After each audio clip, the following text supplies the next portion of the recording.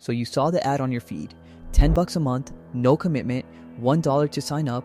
You click it, put your card in, and 45 seconds later, you've got a barcode on your phone and access to a gym full of treadmills. Feels great, honestly. That's the whole point. 3 weeks in, and this is always how it goes. Life gets busy, you miss a week, then 2, and you think, okay, let me just pause this for now. You open the app to cancel. There's no cancel button. I mean, there's genuinely not one. You check the website, the FAQ, that tiny gray text at the bottom of the page nobody reads. Nothing. You email support, get an auto reply saying cancellations can't be done online, you have to come in. So you drive over. You wait at the desk. And the guy working there, who seems like a perfectly nice person, this isn't on him, tells you only the manager can cancel memberships, and the manager left an hour ago. Come back Tuesday, 10 to 2. You have a job. 10 to 2 on a Tuesday might as well not exist. Then, and I'm not making this up, option 2 is a letter. Certified mail. To a P.O. box 3 states away. Think about that for a second. You signed up in 45 seconds on your phone. To leave, you need a stamp and a trip to the post office like it's 1994. And here's the thing people get wrong. That's not some local manager being lazy. That's not a glitch. That gap between how easy it is to join and how hard it is to leave, that's the entire business model. It's not an accident, it's the design. There's actually a term for the economics behind this. Breakage. It just means the money a company makes from something you paid for and never use. And once you know the number, the whole industry makes a weird kind of sense. A normal gym has enough equipment and floor space for maybe 300 people at once, comfortably. That same building will sell 6, 7, sometimes 8,000 memberships. Do the math, this only works if almost nobody shows up. Your empty membership isn't a failure on their end, it's the product. Okay, so signing you up and hoping you don't come is phase 1. Phase 2, the part that actually makes them money, kicks in the moment you try to leave. This has a name too in UX circles, a dark pattern. Specifically the Roach Motel pattern, easy to get in, basically impossible to get out. When you agree to the terms on your phone, most big chains bury a line that says cancellation has to happen in person or by mail. Not because that's convenient for anyone. Behavioral researchers have actually studied this. There's a point where a normal, busy person just gives up and eats the cost rather than deal with the hassle. Make someone find an envelope, buy a stamp, drive to a post office. A huge chunk of people will just say, I'll deal with it this weekend.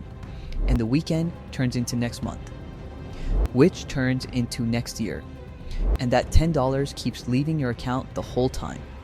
Here's a detail most people don't even think to ask about. When you hand over your card, the gym itself usually isn't the one charging you.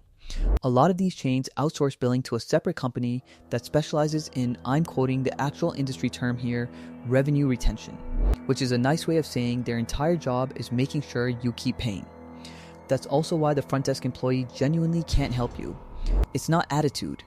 He doesn't have access to that system. You're not really arguing with your gym anymore. You're arguing with a billing company that has zero reason to ever let you win. And look, if your plan is fine, I'll just call my bank and block the charge, slow down. That doesn't cancel the contract. It just flags you as delinquent in their system, which means late fees. $30 here, another charge next month, plus another late fee. Give it 90 days and a $10 membership has somehow become $150 of debt that came out of nowhere. And that debt gets sold off to a collections agency for pennies, who then reports it to the credit bureaus. A gym membership on your credit report, knocking 50, maybe 100 points off your score, which shows up later as a worse rate on a car loan. I want to be clear, this isn't a theory I'm spinning up for a video. In August 2025, the FTC actually sued the company behind LA Fitness International for exactly this. Tens of thousands of people filed the same complaint. Cancellation only available during specific hours, tied to a specific manager who was conveniently never there. And there's one detail in the complaint that genuinely got under my skin. Some customers whose card got declined were rebilled anyway on a completely different card number they never gave the gym. The FTC's number for total unwanted charges here is in the hundreds of millions of dollars. This is an open case, you can look it up. It's also not new. Go back to 2020, every gym in New York got legally forced to close because of the pandemic. The state's attorney general sued the company behind New York sports clubs because they kept charging members while the doors were literally locked. People had just lost their jobs and couldn't even physically go cancel a membership at a gym that wasn't open. So no, this pattern isn't hypothetical. There's another trick worth knowing about, separate from all this, the annual enhancement fee. You sign up at $10 a month, and around day 45, a charge for $40 or $60 just appears. No warning. It's on page 4 of the agreement in gray text nobody reads.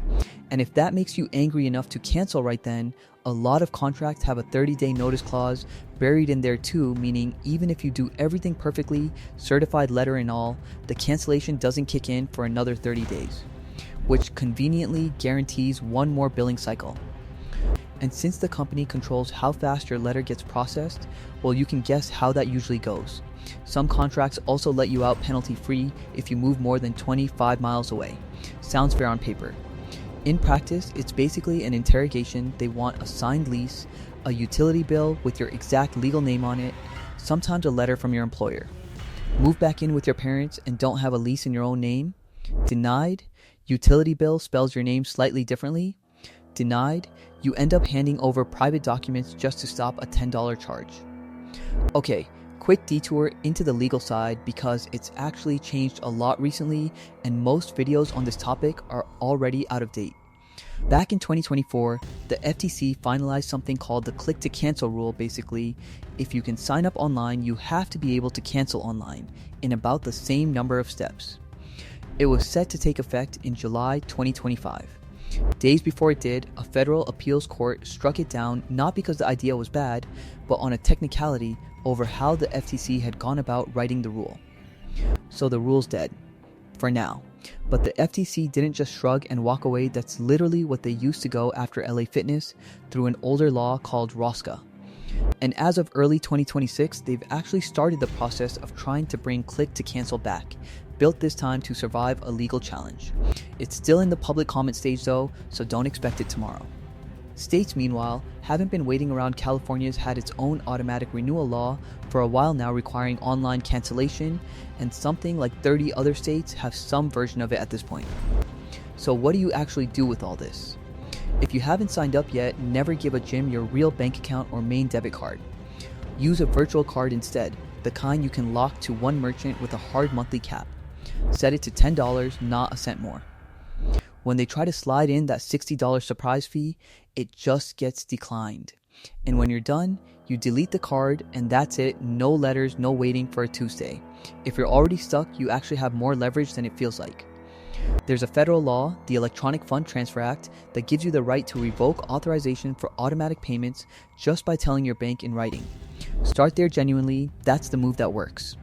Then send the gym itself a formal notice certified mail if their contract insists on it clearly saying you're terminating and revoking payment authorization, and that anything charged after this will get reported as unauthorized to the FTC and your state attorney general. Billing departments have a script for annoyed customers. They don't have one for someone citing a federal law by name. One last thing, and it's easy to forget even after the charges stop, they still have your address, your phone number, maybe your fingerprint from the scanner, and a time-stamped record of every time you walked in and out.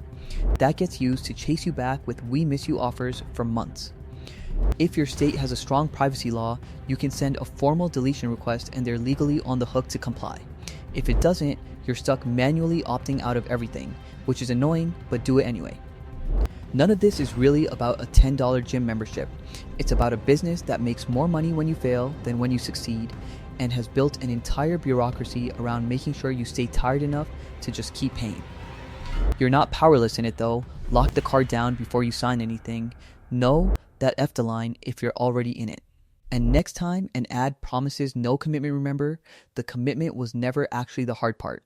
Leaving was. If a gym's done this to you, tell me in the comments. Genuinely helps other people spot it before they're stuck.